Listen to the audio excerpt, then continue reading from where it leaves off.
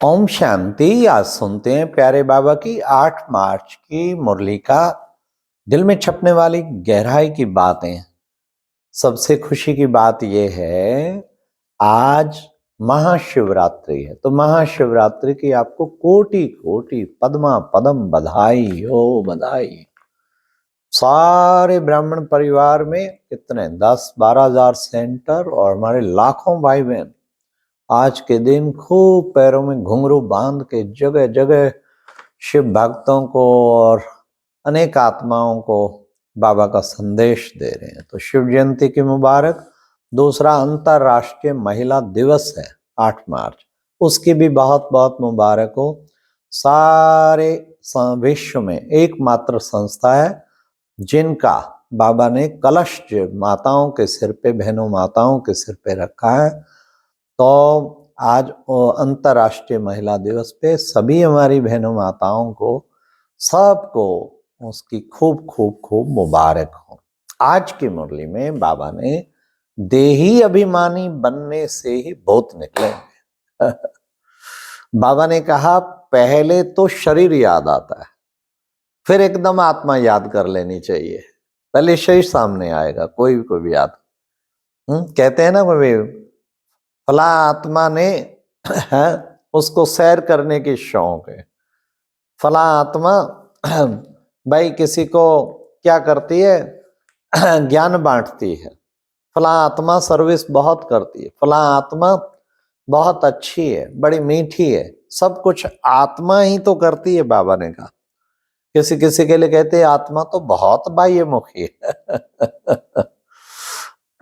तो बाबा ने कहा ये आत्म अभिमानी हर वक्त आत्मा आत्मा, फला आत्मा, बस ये सोच लो फला आत्मा इस वक्त आवेश में है, फला आत्मा इस वक्त ज्ञान योग युक्त में है। बस आत्मा सामने आते आपका कभी भी उसका प्रभाव नहीं पड़ेगा। तो ये आत्मिक अभ्यास कराने के लिए बाबा ने आज कहा देही अभिमानी बनो, तभी तुम्हारे सारे भूत निकलेंगे। फिर बाबा ने कहा बाबा देखो बच्चे, साहूकारों के बैच तुम्हें लगा रहे, सबको बता सकते हो, इस पे खूब सर्विस कर सकते हो। कोई पूछे क्या कास्ट है, उन्हें कहो गरीबों के लिए फ्री, साहूकार जो चाहें दे। कितना रॉयल जवाब है। बाबा ने कहा गरीब पैसा लाएंगे कहां से, गरीब ही ज्यादा समर्पित होते हैं, उनके पास तो कुछ है नहीं। जो कुछ है सब बाबा के आगे अर्पण कर देते हैं, इसलिए बाबा को कहा जाता है गरीब निवाज। फिर बाबा ने कहा बाबा है ट्रुथ। ट्रुथ सच बाबा के आगे कुछ भी बच्चे छिपाना नहीं है तुम्हें। हाँ, सच सच बताना है। कहीं चुपचाप छिप के आ बैठते हैं, विकारों में गिर के देखते हैं, इनको पता लगता है। बाबा ने कहा हमें क्या पड़ी है एक एक की जानने की, अपना ही नुकसान करेंगे, 100 गुना दंड पड़ेगा। इसलिए अपने सत्यानाश कर बैठे, इसलिए छिप के नहीं आना है, अपना सच्चा चार्ट सब जरूर बताना है। तो सच्चा बताएंगे तो सच्चा बाप प्रसन्न हो जाएगा। अच्छा बच्चे कहते ही है ना, सच तो बिट्ठो नच। अगर तुम्हारे अंदर सच्चाई है तो तुम खुशी में नाचेंगे खूब। तब बाबा ने कहा बाप को भी ट्रुथ कहा जाता है। फिर बाबा ने कहा बाबा बाप भी है तो टीचर भी है, टीचर का रोल ज्यादा बजाते हैं क्योंकि पढ़ाते हैं तुम बच्चों को, पढ़ाई अच्छी तरह पढ़नी चाहिए। बाबा देखते रहते हैं, साक्षी होके देखते रहते हैं, फलां बच्चा क्या करता है, फलां बच्ची क्या कर रही है। फलां बच्ची को तो सर्विस के सिवाय फलां बच्ची को सूझता ही नहीं कुछ, सदा सर्विस में लगी रहती, जहां देखा वहां सर्विस में भागे। बाबा देखता रहता है साक्षी होके, फलां में बहुत गुण है, फलां तो सचमुच बहुत मिठास से समझाती है। तो बाबा कहते हैं मैं देखता रहता हूँ। हाँ, जैसे बड़ा बागवान है ना, अपने सारे बगीचे के फूलों को देखता रहता है, कौन फूल क्या कर रहा है, कैसे कर रहा है, सबकी जांच करना एक बागवान का काम है। वो करता रहे, हमें नहीं करनी, ये बागवान का काम है, उसको करनी। फिर बाबा ने कहा कि बच्चे देखो तुम बच्चों को कितना ये ड्रामा का चक्कर, बाबा ने कहा देखो तुम ट्रांसफर होते ऊपर की ओर, वो ट्रांसफर होते नीचे की ओर। तो क्यों? क्योंकि बच्चे ये सीढ़ी है ना, नीचे उतरते आ रहे हैं, उतरते आ रहे हैं, तुम अब चढ़ते हो। सेकंड में ज्ञान मिलता, चुटकी, ज्ञान की चुटकी से तुम चढ़ जाते हो। बाबा ने यहाँ ज्ञान की चुटकी कही है। तुम पुरुषोत्तम संगम युग पर हो इस वक्त, और ये ड्रामा का चक्कर चलता रहता है। तो ये बाबा ने कहा। फिर बाबा ने कहा दे दान तो छुट्टे ग्रहण। ये ग्रहण तब छूटेगा विकारों का जब बाबा के आगे सब कुछ सरेंडर कर देंगे। ये ब्रह्मा बाबा ने भी सब कुछ सरेंडर किया। देखो ब्रह्मा बाबा ने सब कुछ शिव बाबा के आगे अर्पित कर दिया। हाँ, ये तन भी मेरा नहीं है, तन भी तेरा, सब कुछ तेरा। ये बच्चे, जो भी बच्चे तुम्हारे पास है, कोई चिंता नहीं रखनी, सब बाबा का है। इसलिए बच्चे, बाबा कहते हैं कि बच्चे भक्ति मार्ग में तो इनडायरेक्ट करते थे, अभी तुम डायरेक्ट बाबा के ऊपर अर्पित होते हो। तो बाबा से अर्पित होना है बाबा के ऊपर, ये बाबा ने खास कहा। इसलिए बाबा कहते कि बच्चे, तुम बच्चों को कितना ना इस चीज का खुशी में वो रहना चाहिए, खुश मिजाज बनना है। तो फिर बाबा ने आज विशेष कहा कि बच्चे तुम अब काले से गोरे बनते हो, औरों को भी बनाते हो। जितना जितना औरों को बनाएंगे उतना खुद भी बनते जाएंगे। तुम हो बाबा के मददगार। वाह, सारी दुनिया को मदद देने वाला, उसको हम क्या मदद करेंगे।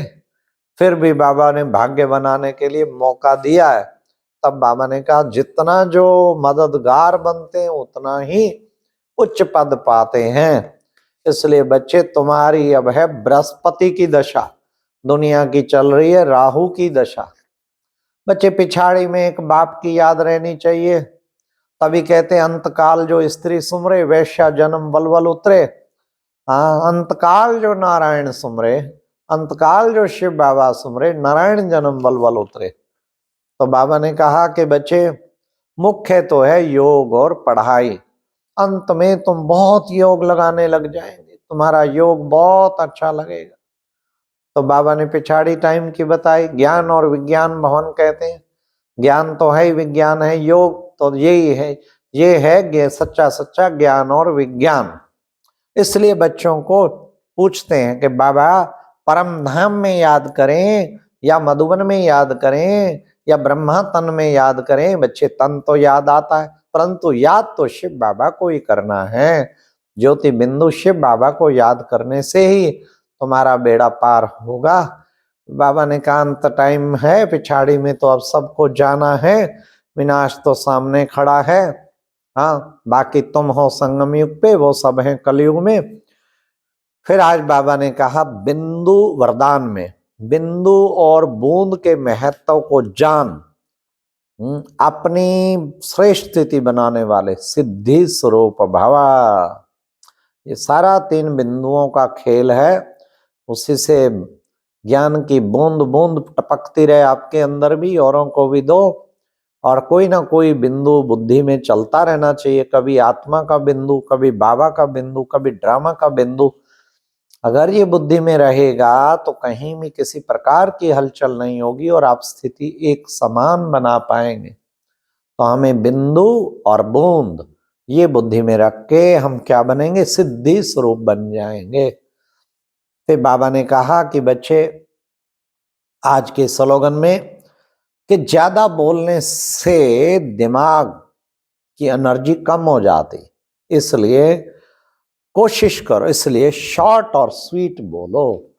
हाँ, उससे क्या होगा, एनर्जी भी जमा और वेस्ट नहीं होगी। दिमाग की एनर्जी वेस्ट बहुत होती है, कहीं तो बोलते रहते बोलते रहते बोलते हाफ जाते हैं बोलते बोलते, तो क्या फायदा हुआ, और काम बिगड़ता है बोलने से, तो बहुत वातावरण खराब हो जाता है।